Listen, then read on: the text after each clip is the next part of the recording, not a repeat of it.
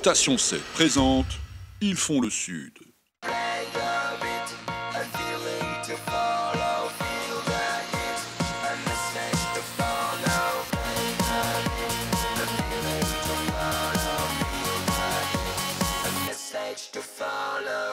Bonjour et bienvenue sur LCM pour un nouveau numéro d'Ils font le Sud. Alors cette semaine, je reçois un parvenu, un rentier, un privilégié honni par le gouvernement qui veut réformer sa profession afin qu'il s'appauvrisse un peu, mais il y a de la marge.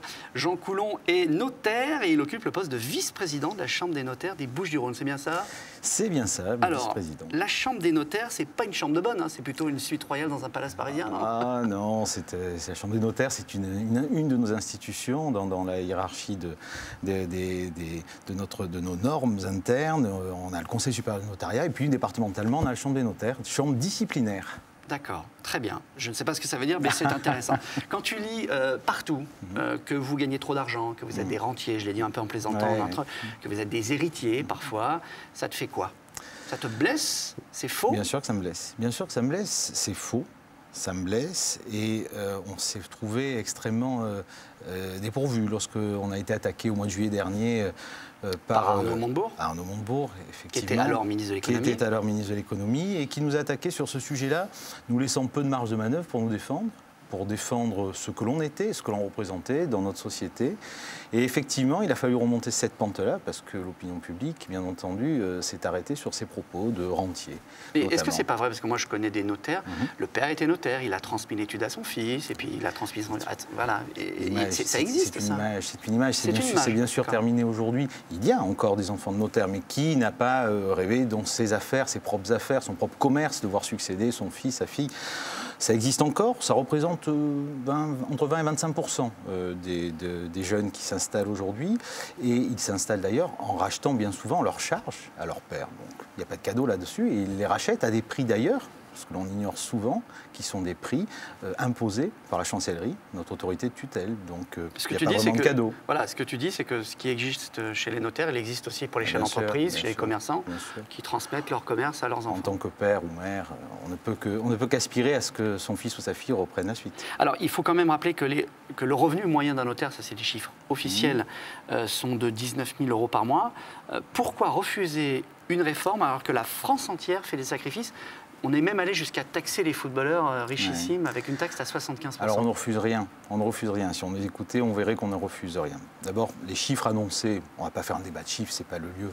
Ils sont officiels, ils émanent de vous. Oui, alors ce chiffre-là déjà n'est pas le bon, c'est pas celui du rapport IGF, le chiffre était en dessous. Ensuite, il ne faut pas oublier que nous sommes une des rares professions qui, sur le chiffre annoncé, devons tenir compte du remboursement de notre charge, qui est assez lourd puisqu'on l'achète au départ et ça coûte assez cher.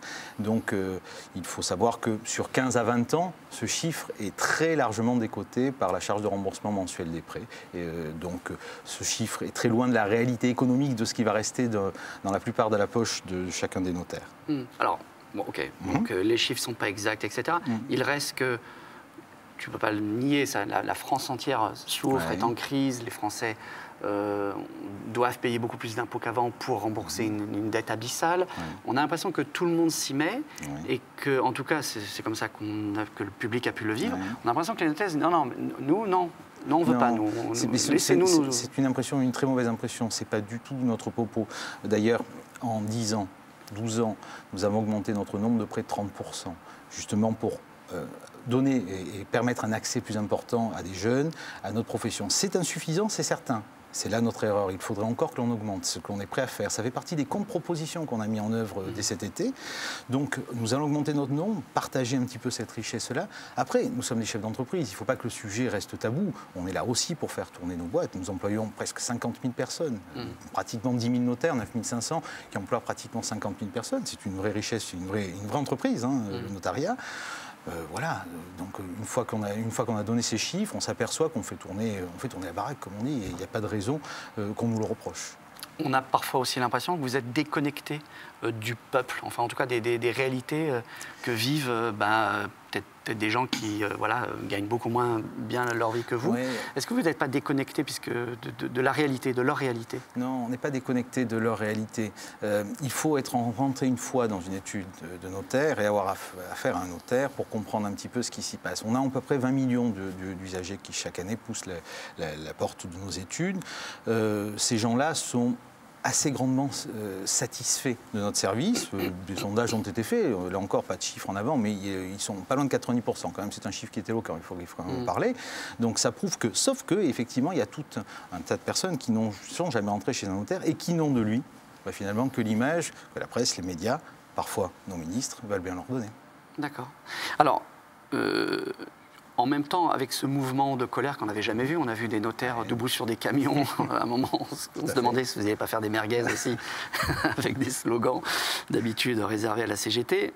On a l'impression que, une fois de plus, la France est irréformable. On a voulu réformer avec le rapport Attali, tu t'en souviens, les taxis, l'écotaxe, on a essayé de mettre en place une écotaxe, les Bretons s'en sont mêlés, les opticiens, les pharmaciens.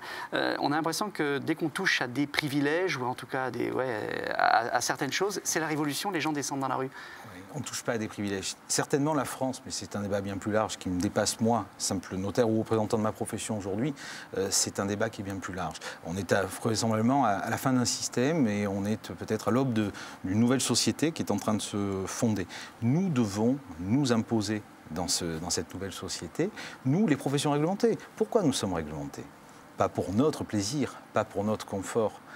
Dans la quasi-totalité des cas, nous sommes réglementés pour le confort de l'usager, pour un accès équilibré, un maillage territorial. La justice, comme la santé d'ailleurs, aujourd'hui en France, sont accessibles par n'importe qui, suivant les mêmes coûts connus de tout le monde grâce à un tarif. Le principe du tarif, puisqu'on en a beaucoup parlé, des gros actes payent les petits actes. Ces fameux petits actes qui nous demandent une telle richesse de dépenses d'énergie qui ne serait pas rémunérée. Exactement. C'est aussi simple que ça. Le tarif n'est pas là pour nous protéger, nous les professionnels à qui il est appliqué, mais bien pour protéger l'usager. On a l'impression dans ton discours que tu es finalement assez ouvert et que tu dis oui, il y a des choses à faire, etc. Donc vous n'êtes pas jusqu'au boutiste, vous ne dites pas non à la réforme, c'est non à cette réforme-là, mais on est prêt à faire des efforts, etc. C'est ça? C'est ça. Je te disais il y a un instant que l'on avait progressé sur ces 10 dernières années, pas suffisamment, à mon sens. Ça veut dire qu'il y a encore des efforts à faire. Nous sommes prêts à apporter toute notre richesse intellectuelle, juridique, au service de notre pays, au service de notre système, parce que c'est aussi ça le véritable enjeu, un système de droit continental qui s'oppose à un système, on a beaucoup parlé ces derniers temps de droit anglo-saxon, nettement moins sûr, beaucoup plus coûteux. Un petit chiffre aussi, c'est pas un débat de chiffres. Vas-y, je vais essayer de comprendre. Voilà. 0,6% du PIB, c'est les frais de justice en France, 2,6% dans les pays anglo-saxons. C'est-à-dire que nous contribuons largement à désendetter, 2 points c'est énorme, à désendetter le pays. Nous collectons 22 milliards d'impôts pour le compte de l'État. Et ce, gratuitement, nous sommes organisés comme des professionnels libéraux. Si demain, on nous balaye comme ça, pourquoi pas? Comment va-t-on faire? Mais en tout cas, ce que tu es en train de dire, c'est finalement Montebourg, il a eu raison de donner un coup de pied dans la fourmilière, parce que ça vous fait bouger. Écoute, s'il faut en passer par ce qu'a fait Montebourg pour qu'aujourd'hui je puisse m'exprimer devant toi et expliquer qu'effectivement on a des choses à faire et qu'on va continuer à les faire pour aller dans le bon sens, oui.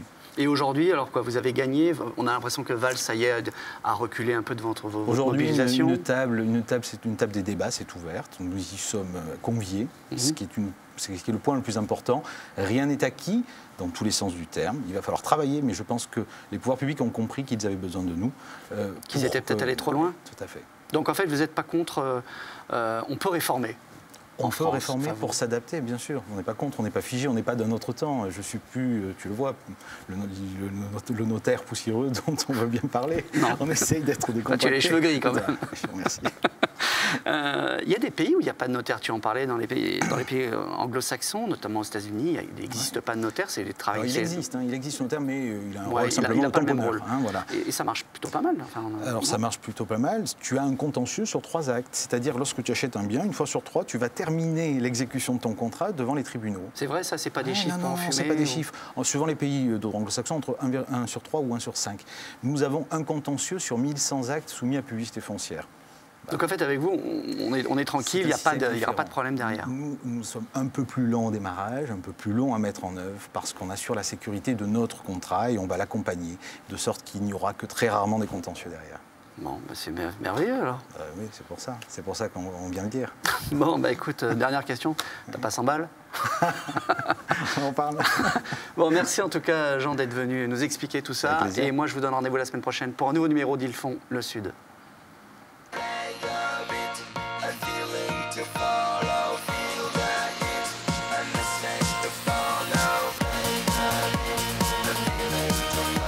Pour revoir ce programme, lcm.fr.